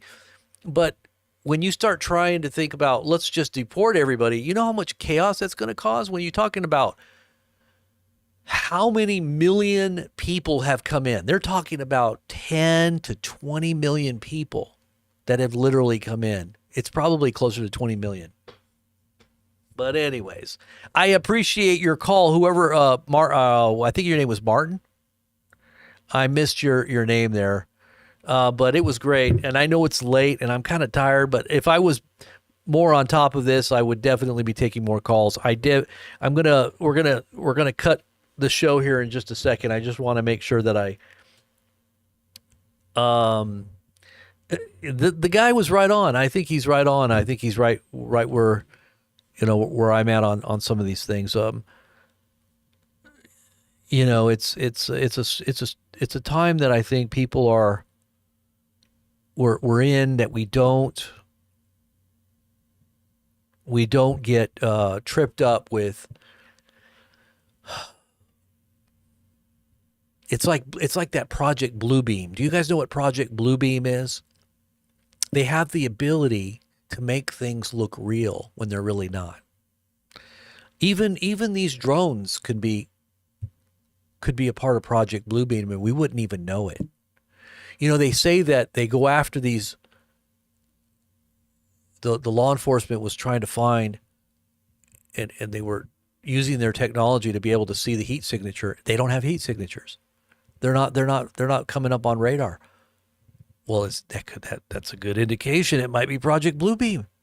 So what's real and what's really not? You're going to have some discernment. You're going to have to be able to look. Now, you know, the Bible says that in the latter days, there would be lying signs and wonders. There would be literal miracles that people would be duped by, and they would be hailing. They would be worshiping. They would be looking at this person or whatever power that began to be unleashed on the planet during those days, the Bible says would come, that would literally be looking like miracles, and that would cause all of humanity to wonder after. They would be wondering, they would be in awe of it. They're looking at the technologies and all of these things that are happening, and they're going to be in awe. But you got to be careful, because it could be a lying, deceiving father of lies. What does the Bible say? He comes as an angel of light, masquerading. He comes to you giving you peace, offering you peace, but he's really making war. He's coming to you telling you, I'm gonna make everything great. I'm gonna flatter you with everything that you could ever think of, thinking that you hope and pray is true, and you're gonna bet the farm on it, and then he's not gonna do it at the last minute. And then what? It doesn't matter. He's already in. Why would it matter at this point? Does he really have to be true to his word? Well, that's what happens when you're talking with someone that makes deals with everybody and anybody. That's what happens when you you have someone that has claimed bankruptcy 8 or 9 times in the course of their career, just using the laws, right? Using the system, the loopholes of the system. Hey, that's a part of the system. I'm just doing what the system allows me to do. I can just keep claiming bankruptcy until I make it. It's like betting the house on black. Let's just keep betting the house on black. Let's just keep, one of these times it's going to work. And then he hits the jack. There we go. We finally made it. The house wins. If you're the house, you're going to win eventually. You know, you make predictions. It says you're going to get it right twice a day, because you can point to 5:35. This is the time when I'm going to say it's going to hit 5:35. Well, it hits 5:35 twice a day. One of the times you're going to get it. That's why I could sit here on my channel and I can prophesy ad nauseum all day long. Make a prophecy here, make a prophecy there, make a prophecy on this, make a prophecy on that. One of these days, I'm going to hit it. I'm going to get something kind of accurate, and I'm going to be able to go, hey, I'll isolate that little prophecy. I'll blow it up. I'll make a video about it, and I'll showcase it on my channel, and bam, everybody thinks I'm a prophet. And all I got to do is just keep talking positive. Norman Vincent Peale, the positive Christianity, and he's not even a Christian. He's peddling occult practitioner. Napoleon Hill, Think and Grow Rich, who was a total fraudster. And you got people like Norman Vincent Peale peddling his information, and he happens to be Donald Trump's favorite pastor growing up. That was his pastor. That was the man that he looked up to as being the inspiration behind who he is and who his family is. And it's occult. It's an occult mindset. That's why he's always talking positive. It's called word magic. Word magic. You're not dealing with true Christian, a true Christian motivation that's coming from the purity of a person's heart. That's like Christ, that truly having Christ living within them. They are not confessing that Jesus is the Christ. Okay, it's all about being rich. It's all about the idols of gold and silver. And if you're not a Christian, you don't care about these things, well, then it doesn't matter to you. But for all you Christians out there that understand your Bibles and that know the basics, then you should be aware of this and not be duped. You should not be duped. And it's to you I'm talking to. But anyways, yep, it's a time that things are going to get rough. And if you're not living out in the boonies, you're living in a cloistered little city, in an area where there's lots of people, you better be having your head on a swivel at all times. Even if you're in a place like me out in the middle of nowhere, everybody out where I live, they carry everything. They shoot on a daily basis. I hear gunshots all the time in my area because everybody shoots. It sounds like a war zone where I'm at. I'm always hearing gunshots every day. But you're talking about your cities being war zones. They're already war zones. I mean, how many people die every day in a city and you don't even hear about it because it's just commonplace? Gang warfare, people being shot and killed all the time. It's just an everyday thing now. Everybody got used to it. It's only out of the ordinary when somebody gets like 5 or 6 or, even if gang warfare, you get a couple people shot, they don't even really make a big deal about it. It's in the news, but it's just gone in a short time.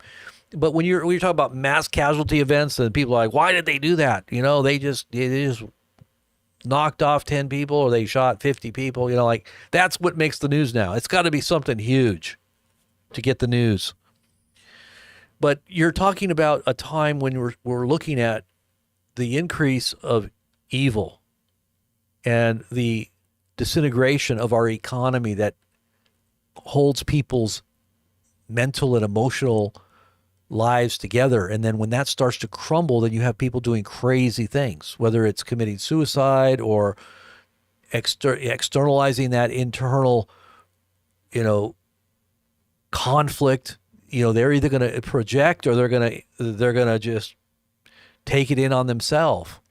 So you're going to have that that's what road rage is. I mean, you got to see people out there road raging all the time, driving down the road. Some nutcase wants to, crash into you, or it tries to pull you over so he can beat you to a bloody pulp, or who knows what.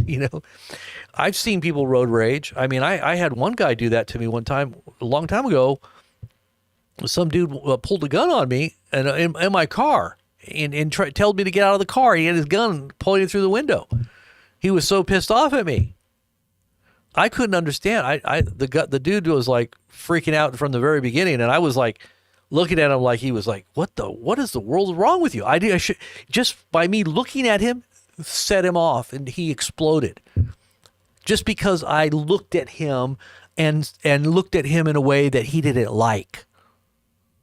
Because I was looking at him like, what the hell are you doing? Because he almost ran me over. And he didn't like that. So he literally got out of his car, ran up to my car with a gun, and started clicking my window, telling me to get out of the car. And I had my hands up, I thought he was going to shoot me through the window. He was on my passenger side. And I was like in a state of shock when I saw, this gun pointing through my window. Luckily the door was locked, but he was still yelling at me to get me to get out of the car. And all I did was I couldn't remember if I had my car, because I was parked somewhere at a post office. I was taking packages to a post office, but I had walked across the parking lot, and he came up in his car and zoomed right up to my leg, and then he slammed on the brakes. And then I was looking, what in the world? And I looked at him, and he didn't like me looking at him. So he revved up his engine really hard. And the smoke came up, and I was like, this dude's nuts. So I kind of walked very quickly to my car. I got in, and I turned on my truck. I was getting ready to leave, and then he had run out of his car to my passenger side.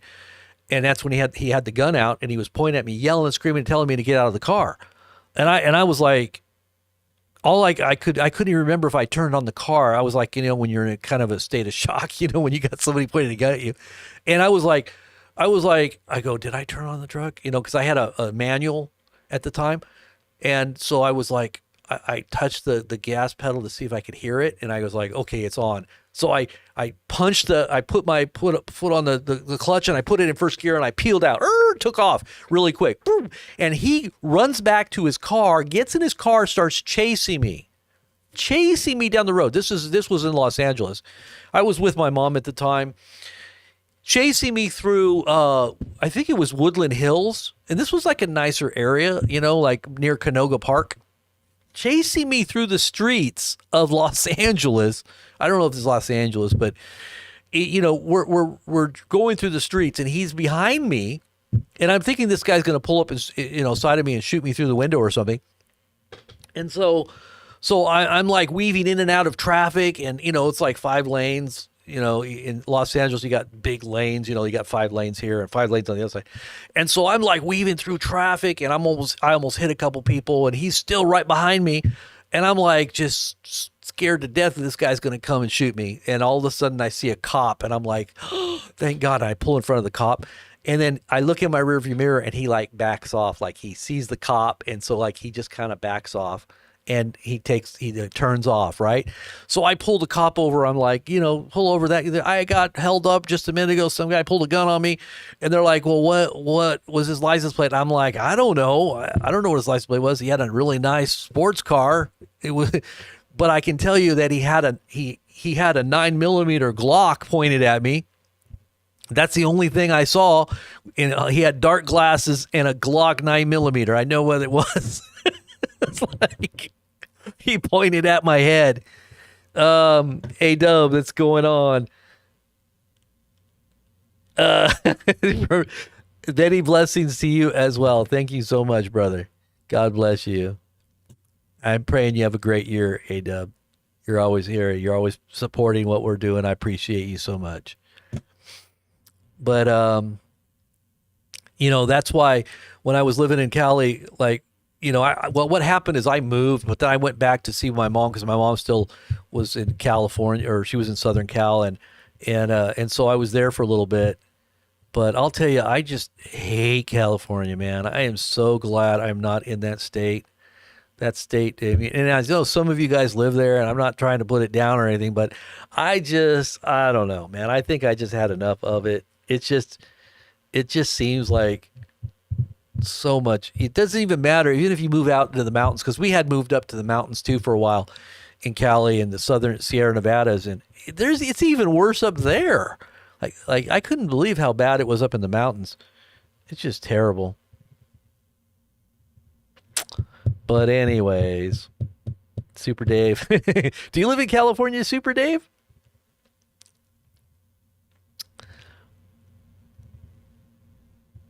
In Ohio, it won't be cold. Yep. Anyways. Yep. I guess that's about it, guys. Let's see what else. Let me look and see if there's any news breaking here. I always got these news sources that I look at. And I should have done that last night because it had already happened. I would have been on top of this last night at 1 or 2 in the morning. I think it happened like at 3 or 4 in the morning, East Coast time. And I would have been covering this if I would have been looking. But I was like, everything's fine. I'm going to bed. It's a new year. Had a nice brand new year. Brought in the new year with my family. Thank God for my kiddies and my wife. We have such a beautiful life, and I thank God for everything. Even in the hard times, there's always obviously hard times with, in family lives. It's just the way it is. But there's so many blessings, that I have, and I just thank God for every one of my kids, and for my wife, and our needs are met. Thank God. I'm not looking for riches or anything. I'm content with whatever I can to get to pay off bills and go through this world and make an impact and share the gospel. And that's really what it's all about, getting people right with God and making sure that they don't put their trust, the only one that's worthy of your trust and worship is God. You don't want to be worshiping a man or some, whatever it is, a system. You could be putting your trust in technology. You could be putting your trust in yourself, your own abilities. You could be putting your trust in a politician, your job. You could be putting your trust in your boss.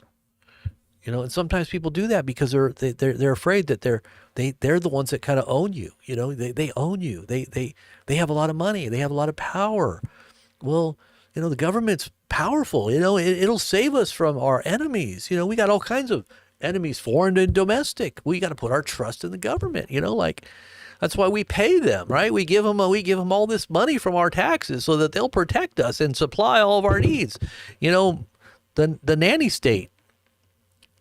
But do you really trust the Lord? That's why Jesus said, "Go get that fish and pull out the coin. Give Caesar the gold coin because it's got his image on it. Render to Caesar what is Caesar's. He needs taxes. Okay, here's some taxes. There you go, Caesar. There's your taxes. You better. All right. Well, we paid you off. There you go. Just leave us alone." Now, if they don't leave us alone, then we go into the catacombs. We're going to be like Christians in days gone by that were persecuted, thrown to the lions for some reason, because the world has gotten so evil and society has gone off the rails, literally off the rails, and demons have come to inhabit humanity's elite. They've actually come up from the abyss and they've been cast out of the heavens. That's what it feels like, doesn't it? Like everything's like careening out of control. I got this picture I posted on my Telegram page. Tell me if it doesn't look appropriate. Let me show you here. I just think some of the stuff Trump's talking about is just crazy off the wall stuff right now. Oh, look at this picture I posted here. Sometimes I have to do this just to laugh. Otherwise, you gotta laugh at something. Like you gotta have some humor to get you through stuff. Some people are like, "Why are you laughing?" I don't know. I mean, it's not a time to really be laughing, but oh look, here comes 2025. It's got a big old like skeleton on the front. And death is on its way. 2025. It's only out the gate for like not even a few hours, and we've already got a major event or two. Who knows where this is all going to go? My goodness. And if you haven't seen this was actually the vehicle fire. The vehicle. I want to show you this. If you haven't seen this, this basically shows you what's inside that truck. Now, from what I understand, somebody died in this truck. I didn't even hear that. So somebody died in this truck, and they covered it up with a black sheet, they said, to try to put the fire out. Well, I didn't see anything in that truck that looked like that. If somebody dies in a fire inside of a car, they don't really go about showing you what's inside the car, do they? I mean, I don't know. I've never seen. But anyways, look at this truck. Get it to go out. So I'm just going to turn on the sound on this really quick. But look.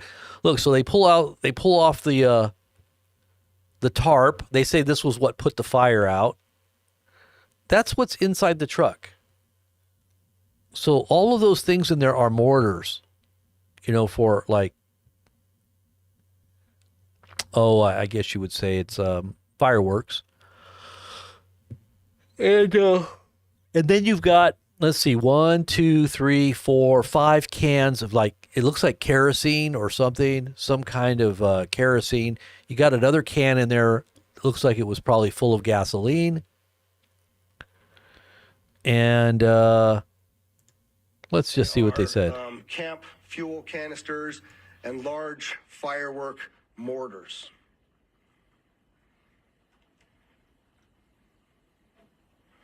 What I also would like you to pay attention to on that video, as you see that, it looks like the exterior of that truck is completely intact as it sits there.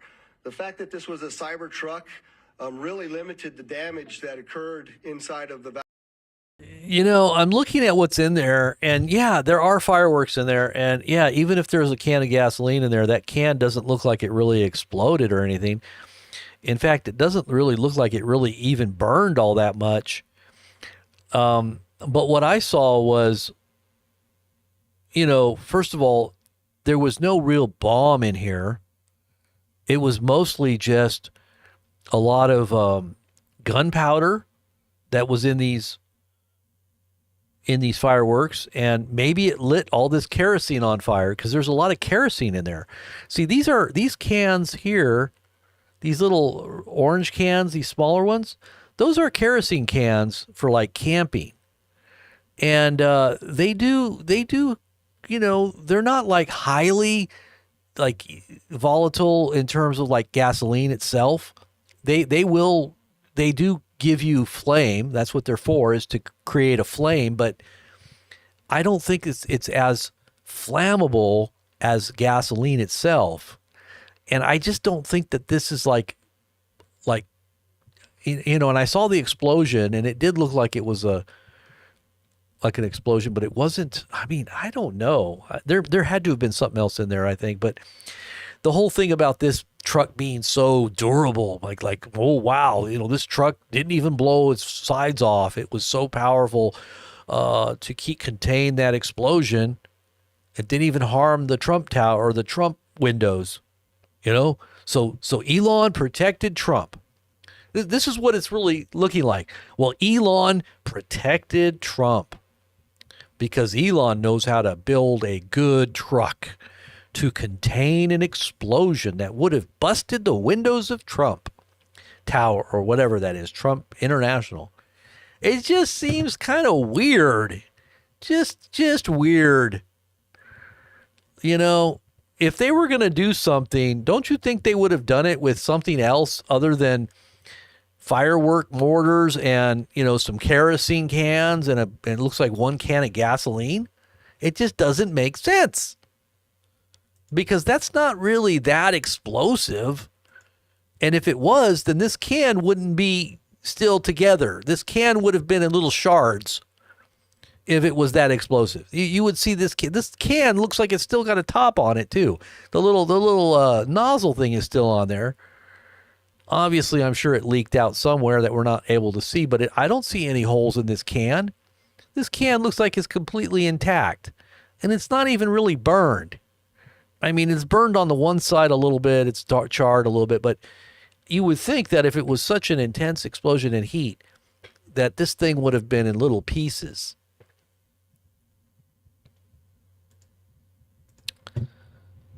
And for someone to have died in this thing, they said the guy that was in there died. I'm sure it was a big explosion. There must have been something else in there, because I did see the footage of it, and it looked like it was a pretty big boom. But that's kind of what would happen if you had a bunch of fireworks right there with some kerosene.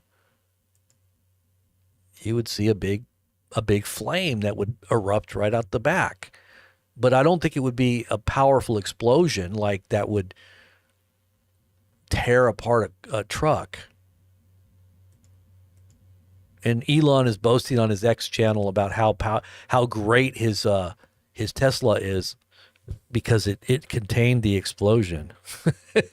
like no other car would have been able to do that, he said, right? Or let's just see. Let me see. Well, let me see if I can find what he said here. Elon. Where is Elon's statement about, his new name is, he changed his name back. He was Keck there for a while. Keck. He changed his name to Keck. Let's see. He sure does post a lot.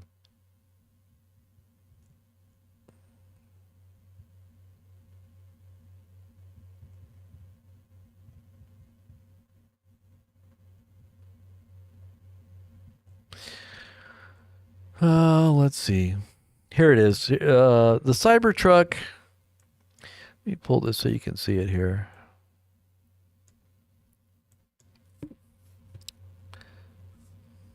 That's it. I'm buying the Cybertruck. Yeah, see, look at that.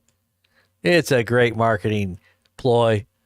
Now, what would have happened if it was a Cybertruck with a bunch of Trump sneakers in there, and the Trump sneakers somehow just exploded out of there but didn't burn up? They were just like perfectly intact, those Trump. But there was also a Trump watch in there too, and that thing didn't even get scratched. Can you believe it? It survived the explosion. Well, heck yeah, you're going to want to go buy one of them watches. My goodness, and get some of those Trump sneakers while you're at it. And by the way, the colognes and the perfume, the Trump perfume and Trump cologne line, it didn't even break the bottle. So you're going to have to get some of that too. And all it did to the NFT cards, the messianic NFT cards, was it threw them all over the place, but it didn't rip. They didn't rip. They didn't get burned. I mean, shoot, that's got to be a sign. They're going to be worth something, like Pokemon cards. You better go get them all.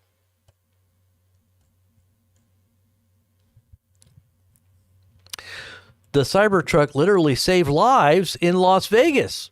The local police department confirms it. Then the mainstream media writes headlines that make a terrorist attack look like it's Tesla's fault. Oh, like there's that tension between left and right again. My gosh, the dark side and the light, the white hats and the black hats. It's going to form a uniparty here. Everybody's going to be on the same side here in any minute, singing Kumbaya. Where is it at?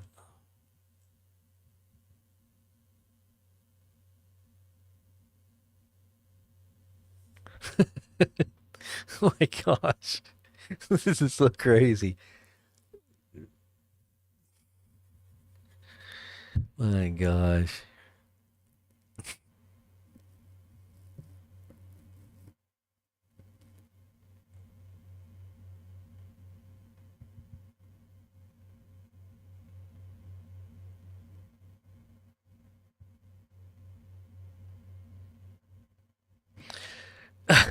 Business Insider. Are you serious? Let's see if I can find it here. Gosh, he posts so much stuff. General Mike Flynn immediately is one of the one journalists telling the truth, and yet the UK government target. Okay, so they're all about Tony Robinson or.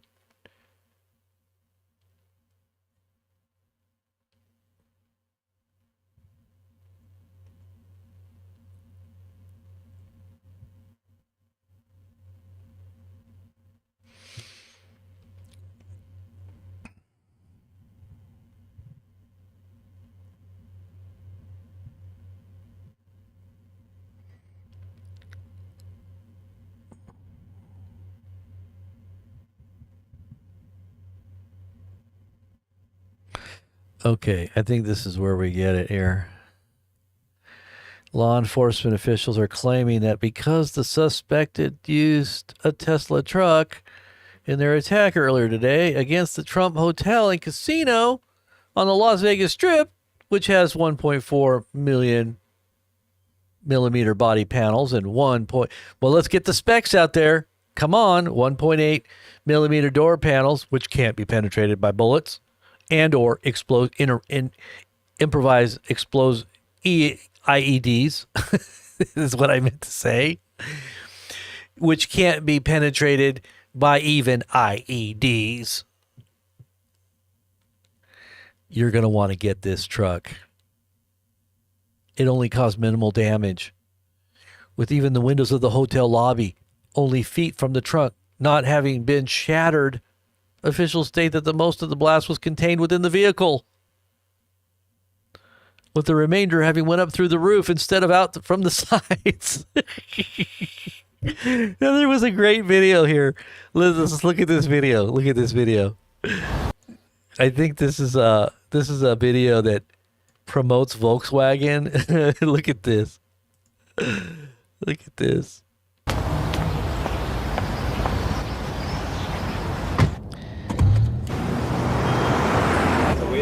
So supposedly this is like a terrorist, right? And so this is a commercial that's promoting Volkswagen, right? So he parks the Volkswagen. Look, he's got one of those little Akuma Latata scarves on, or infatata, or what do they call it? Akuma Latata, infatata. Okay, so whatever. So he's sitting in there. I guess he's a suicide dude, and he's like gonna go. He's in a Volkswagen.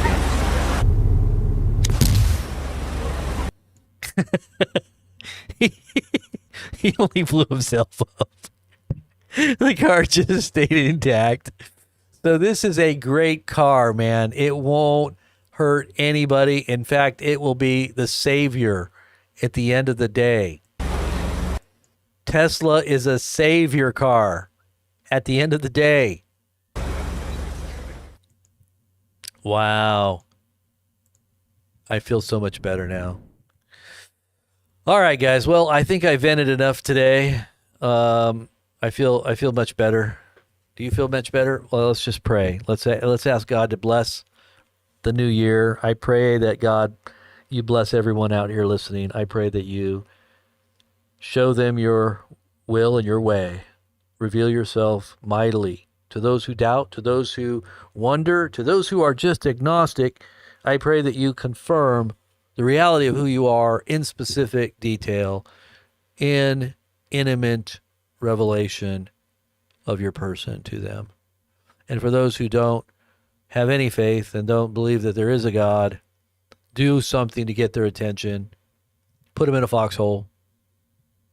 You can't be an atheist when you're in a foxhole, so put them in a foxhole. In Jesus' name, amen. All right, guys. Have a great afternoon, a great night, a great morning, and everything else in between. I pray you're doing very well in this new year. God bless.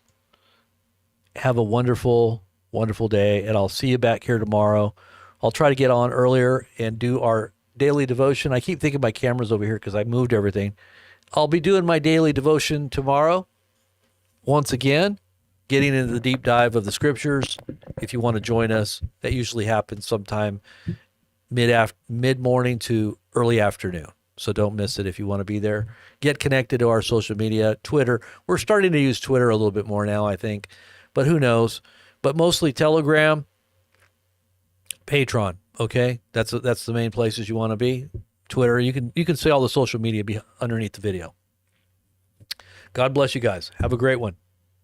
We'll talk to you soon.